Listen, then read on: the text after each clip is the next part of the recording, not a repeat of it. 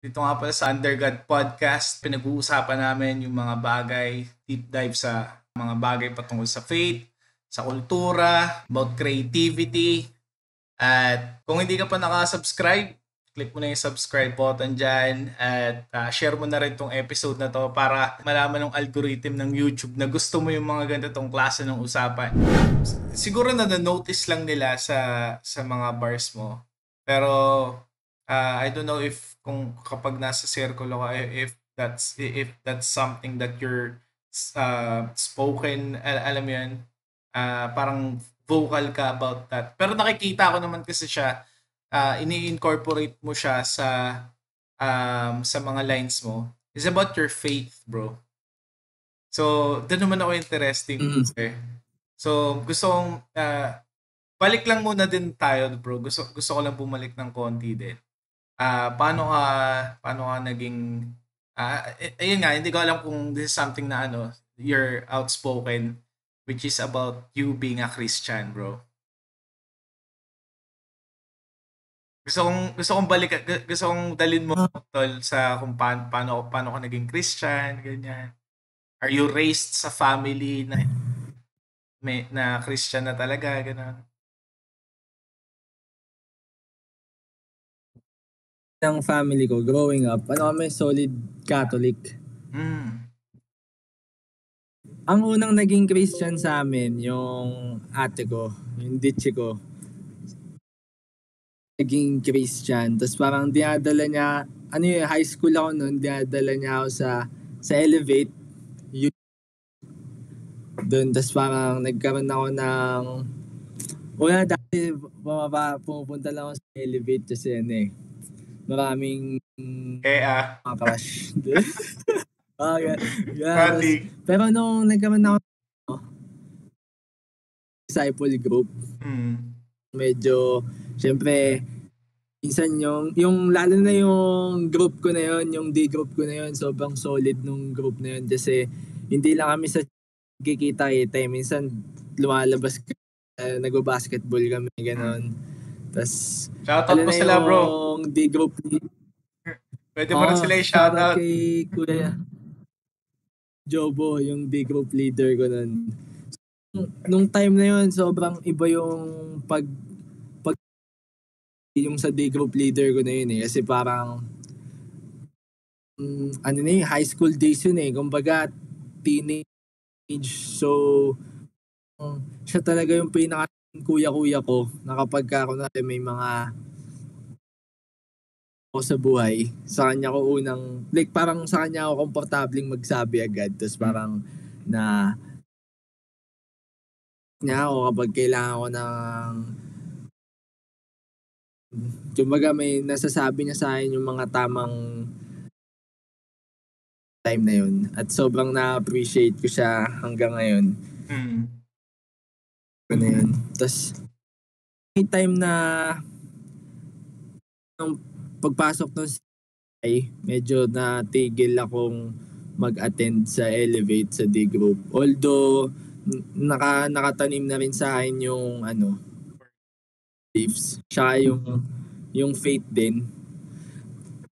Yan laking tulong niya rin sa akin talaga in a way na Ayan nga yung sa D group leader ko. Yun yung...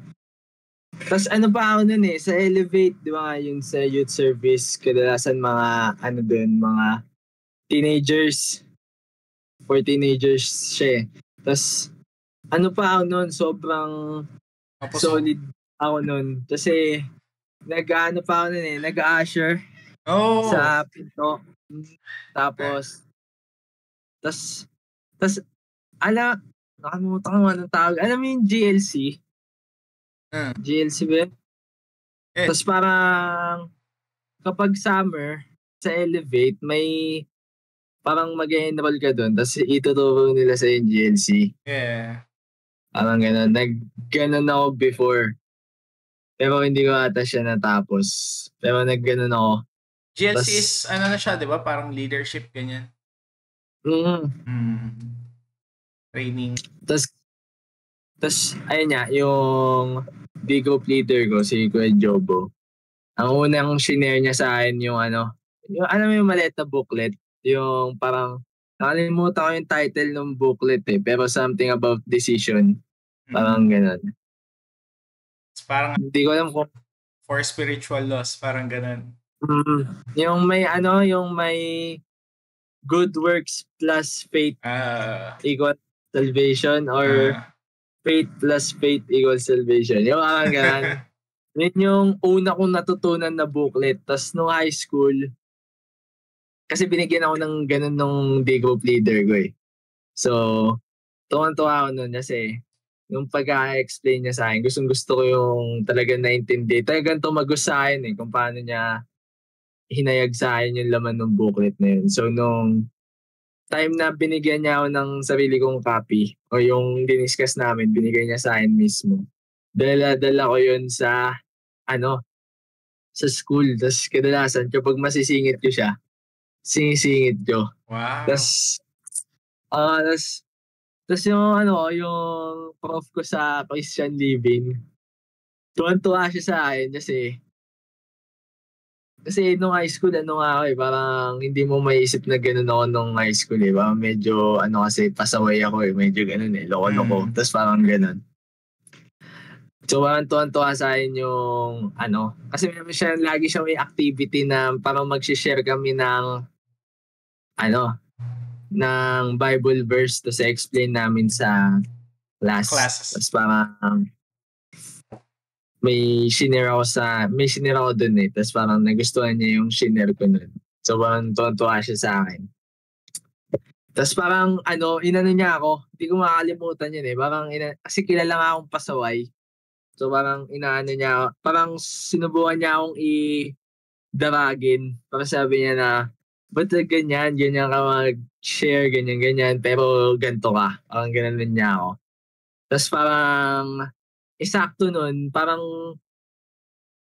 bago yung araw na yun, yung preach, parang sakto yung preach dun sa nangyari na sinabi niya sa akin. So parang sinabi ko sa kanya yung natutunan ko dun sa preach na yun, which is yung yung the Lord doesn't call the qualified, He qualifies the call. Yung ganun sinabi ko sa kanya. Tapos sinabi ko sa kanya yun na siya, parang sabi niya, galing nito